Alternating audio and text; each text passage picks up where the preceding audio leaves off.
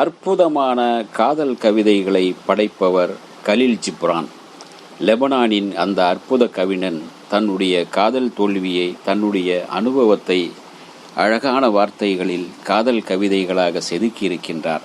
அவருடைய ஒரு காதல் தோல்விக்கான ஒரு கட்டுரையை நீங்கள் கேட்டால் உங்களுக்கும் உங்கள் காதல் நினைவு வரும், உங்களுக்குள் காதல் சிறகு முளைக்கும். கலீல் ஜிப்ரானின் காதல் பறவையின் முறிந்த சிறகுகள் இங்கே உங்களுக்கு தருகின்றேன். முதலாக காதல் தன் மந்திர கதிர்களால் என் கண்களை திறந்த பொழுது எனக்கு வயது 18.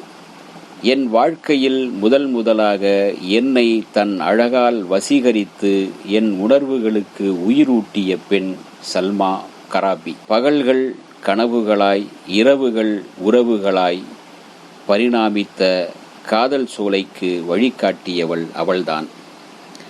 தனக்கே உரிய அழகால் எனக்கு அழகை ஆராதிக்க கற்றுத்தந்தவள் அவள். பாசத்தை காட்டி காதலின் இரகசியத்தை எனக்கு புலப்படுத்தியவள் அவளே.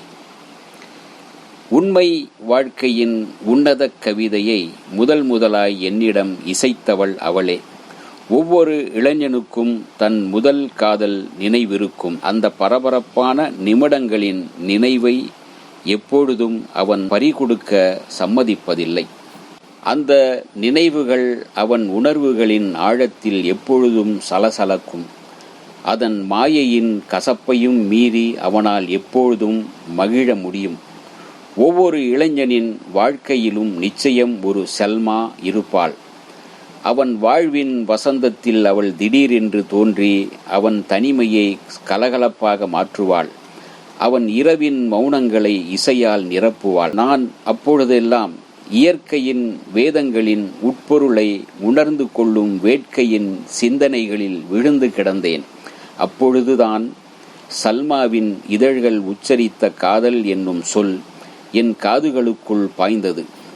அப்பொழுதெல்லாம் என் வாழ்க்கை சொர்க்கத்தில் தனித்திருந்த ஆதாமின் வாழ்க்கை போல் வெறுமையாய், விரக்தியாய், அசைவற்று கிடந்தது.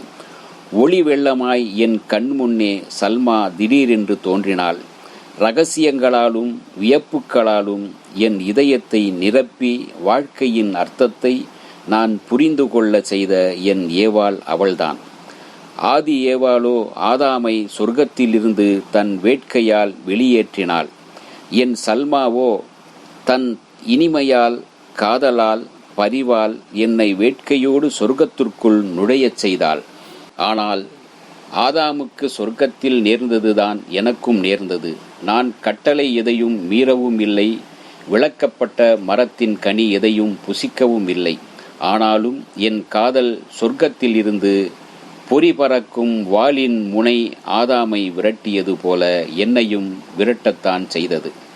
ஆண்டுகள் பல கடந்த பின்னால் இப்போது அந்த அழகிய கனவின் மிச்சமாய் என்னிடம் இருப்பதெல்லாம் கண்ணுக்கு தெரியாமல் அரூபமாய் என்னை சுற்றி இன்னும் சிறகடித்து கொண்டிருக்கும் துன்ப நினைவுகளே. இப்போதும் அவை என் இதயத்தை சோகத்தால் நிரப்புகின்றன, என் கண்களில் நீர் ஊறச் செய்கின்றன. என் அன்பான அழகான சல்மா எப்பொழுதோ இறந்து போய்விட்டாள். அவள் நினைவின் சின்னங்களாய் இப்போது இருப்பதெல்லாம் என்னுடைய உடைந்த இதயமும் சைபரஸ் மரங்களால் சூழப்பட்ட அவளது கல்லறையும் தான். அந்த கல்லறையையும் இந்த இதயமோ சல்மா வாழ்வதற்கு சாட்சிகளாய் இன்னும் எஞ்சியவை. அந்த கல்லறையை சூழ்ந்து காவல் காக்கும் மௌனமோ அந்த உடலின் சத்துக்களை வேர்களால் உறிஞ்சி ஓங்கி வளர்ந்திருக்கும் சைபரஸ் மரங்களோ கடவுளின் இரகசியத்தையும் கல்லறையின் மர்மங்களையும் ஒருபோதும் உரைப்பதில்லை. ஆனால் சோக பெருமூச்சு விடும் என் இதயமோ ஒவ்வொரு கணமும் காதலின் அழகின் மரணத்தின் உயிர்ப்புள்ள நாடகத்தை அரங்கேற்றிக் கொண்டிருக்கிறது. பெய்ரூட் நகர வீதிகளில் பரவி கிடக்கும் என் இளமைக்கால நண்பர்களே, பைன் மரக் காடுகளுக்கு அருகே இருக்கும் அந்த கல்லறையை நீங்கள் கடக்கும் பொழுதெல்லாம் தயவு செய்து கொஞ்சம் மெதுவாகவும் மௌனமாகவும் நடந்து செல்லுங்கள்.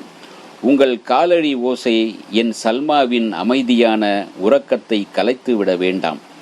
அவள் உடலை மூடியிருக்கும் மண்ணுக்கருகே மௌனமாய் நின்று மெல்ல என் பெயரை உச்சரியுங்கள். பிறகு உங்களுக்கு நீங்களே இப்படி சொல்லிக் கொள்ளலாம். கடலுக்கு அப்பால் காதல் கைதியாய் தவித்துக் கொண்டிருக்கிற ஜிப்ரானின் நம்பிக்கைகள் எல்லாம் இங்கேதான் புதைக்கப்பட்டுள்ளன.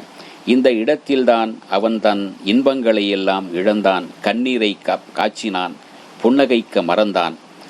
அந்த கல்லறைக்கு அருகே சைபரஸ் மரங்களோடு சேர்ந்து ஜிப்ரானின் சோகமும் ஓங்கி வளர்ந்து கொண்டுள்ளது. ஒவ்வொரு இரவிலும் அந்த மரக்கிளைகளோடு சேர்ந்து அவன் ஆன்மா ஓலமிட்டு கொண்டிருக்கிறது. சல்மா நேற்று வாழ்க்கையின் உதடுகளில் அழகிய இசையாய் இருந்தாள். இன்று பூமியின் மடியில் மௌன ரகசியமாய் மலர்ந்திருக்கின்றாள். என் இளமை கால தோழர்களே, உங்களை நான் வேண்டிக் கொள்கிறேன். உங்கள் இதயங்களை கவர்ந்த கன்னிகளின் பெயரால் தயவு செய்து என் உள்ளம் கவர்ந்தவளின் கல்லறை மீது ஒரு மலர் வளையம் வையுங்கள். விடியற்காலையின் கண்களில் இருந்து விழும் பனி நீர் துளிகள் மொட்ட விழும் புதிய ரோஜாக்களின் மீது படிவது போல நீங்கள் தூவும் மலர்கள் என் சல்மா மீது படியட்டும். என் இளமை கால தோழர்களே, உங்களை நான் வேண்டிக் கொள்கிறேன். உங்கள் இதயங்களை கவர்ந்த கன்னிகளின் பேரால் தயவு செய்து என் உள்ளம் கவர்ந்தவளின் கல்லறை மீது ஒரு மலர் வளையம் வையுங்கள். விடியற்காலையின் கண்களிலிருந்து விழும் பனி நீர் துளிகள் மொட்ட விழும் புதிய ரோஜாக்களின் மீது படிவது போல நீங்கள் தூவும் மலர்கள் என் சல்மா மீது படியட்டும்.